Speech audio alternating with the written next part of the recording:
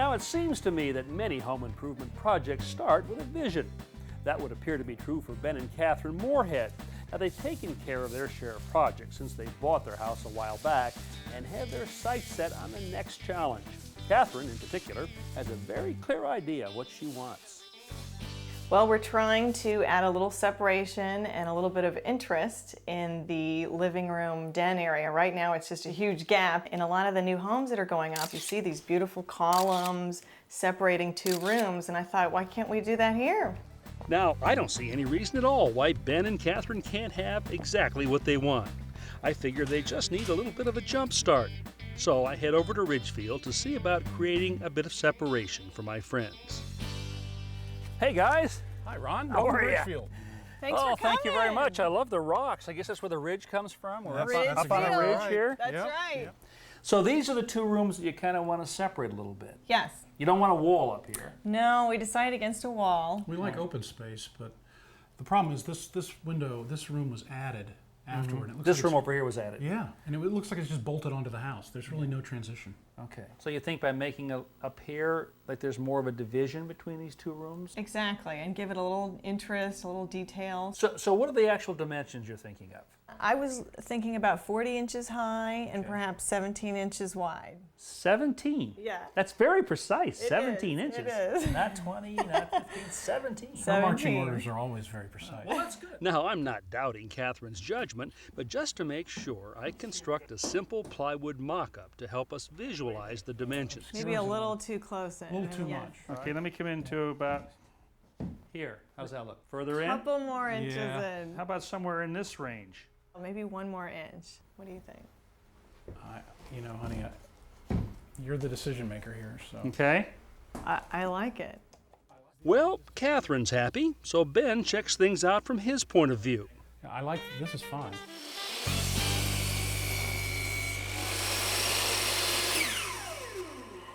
See? Is that it? Look at that. Wow. You did that. Huh? First time. Perfect cut. Great. 4 pieces of 2x4 will be assembled to make the frame for what is called a knee wall.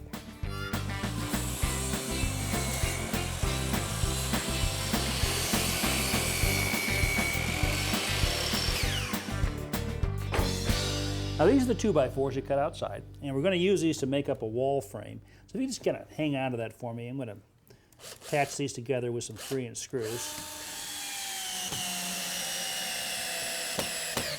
Stick this up, okay? And if you grab that piece of 2x4 right there Okay. and set it right up on the top, okay? I'm going to have you put these in. Perfect. Excellent. Lay this right on here. That'll give us the extra thickness we need. The wall that we're connecting to is a little thicker than typical, so we're adding strips of 1x2 to our frame to give us the added depth we'll need. Excellent. Okay, so there's our wall frame. Well, it's going to sit right in here like that, okay? We attach the wall frame first to the existing wall and then to the floor. When it's secure, we head out to the garage and start cutting the drywall that will cover it.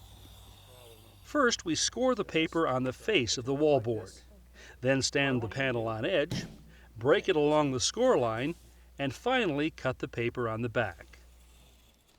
Excellent. Now we're just going to snap it back the other way like this. Okay, there's your cut. So this is 1/2-inch wallboard here.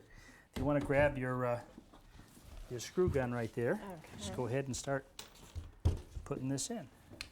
All right. Start here. Mm-hmm.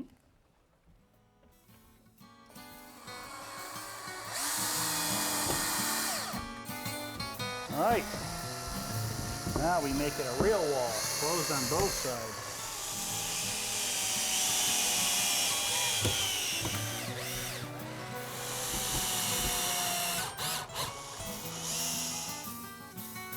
Okay, Catherine.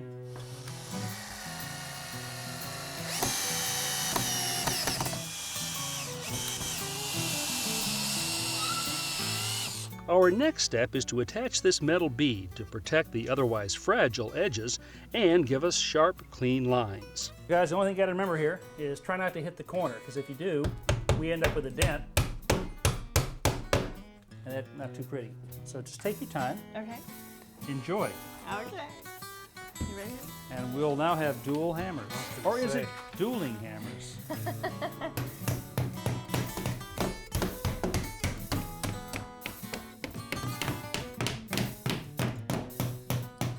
Time for a little taping. Okay. Done this before? Yes. You have? I have. So you're a taping I'm veteran. the taper of the family. Oh. Well, let's just dive right in then. All right. Very nice, Catherine. Catherine is putting down what I call a bedding coat of joint compound. We'll cover the joint with paper tape, which I first dip in water, then pull between my fingers to remove the excess moisture. From my experience, I've found damp tape like this adheres better. If you want to place that so the center of the tape is right on the seam. Again, keep the knife flat and you're pressing it in. Okay, Ben, you're up. Ben uses joint compound to conceal the flanges on the metal corner bead and blend it into the wall. The compound we're using today will set in about 45 minutes. Then we'll apply a second coat, and when it's dry, sand it smooth. Well, we've got both of our knee walls in, just finishing up the sanding on this one over here. How's it going? Great. It's going well. It's looking good. Oh, that's nice. Really nice. Okay. Well, you've been busy doing that. I've been out cutting this ledge or shelf, whatever you want to call it, that's going to go on top here. This is a piece of poplar, and all I've done is sort of cut a notch out of it, put a little bit of a round over on the edges here, and this will just slip right in here like that. Oh, that's That lovely. looks great. Very nice touch.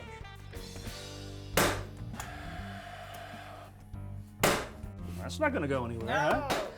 Now we're going to start trimming out the insides of your openings here with, I guess you'd call it jam material, all right? So let's start with the top piece right up here. Okay. This kind of woodwork, or millwork as it's often called, adds interest and detail to just about any room. It can turn a wall from ordinary into elegant.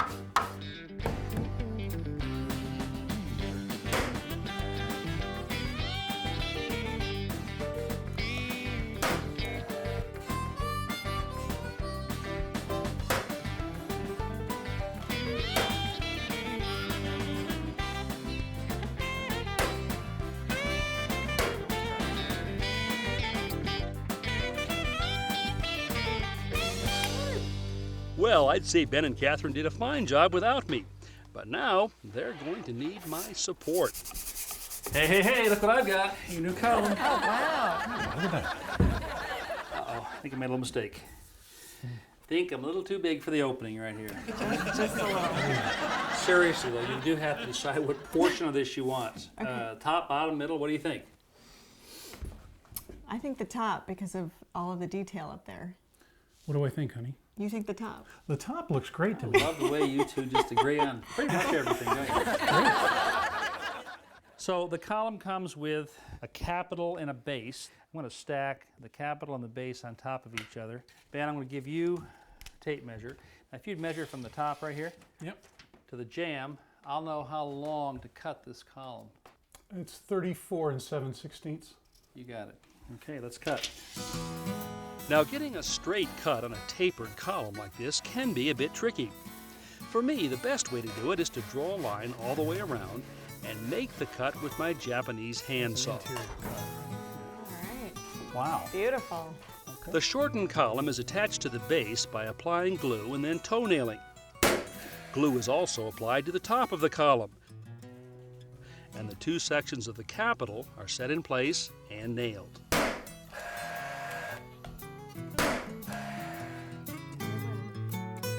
Okay.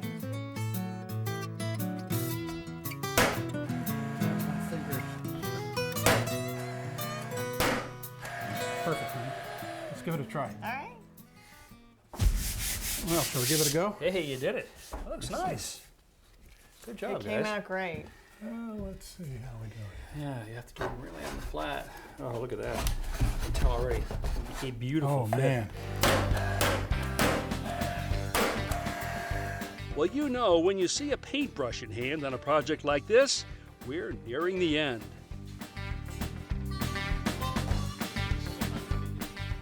Well, I'm going to go, you guys. You can finish this up.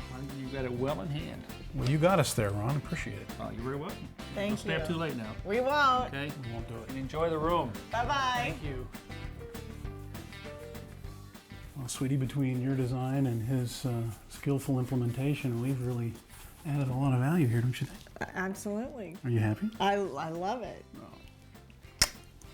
Well, now that's quite sweet. Who would have thought that separating a couple of rooms could bring a couple even closer together? You know, I'm not one to shatter misconceptions, but bigger is not necessarily always better.